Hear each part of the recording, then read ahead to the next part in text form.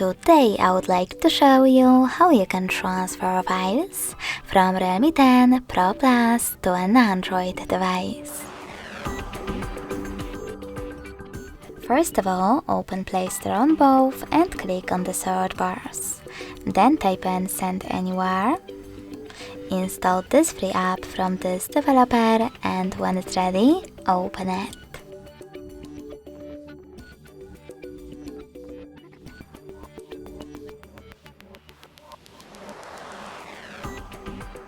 Now choose whatever you wish to in Notifications pop-up.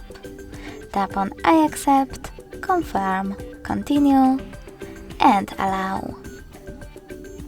Now in this window you can choose Not Now if you want to and close it by tapping on OK. Do exactly the same on the other device. And from this screen here, choose Receive at the bottom of your Android and Send at the bottom left corner of Realme. Finally, click on all of those dots from all of those categories and hit Send next to Selected. This way you will choose all of those files and transfer them. It will take some time though, so I will go with only this one.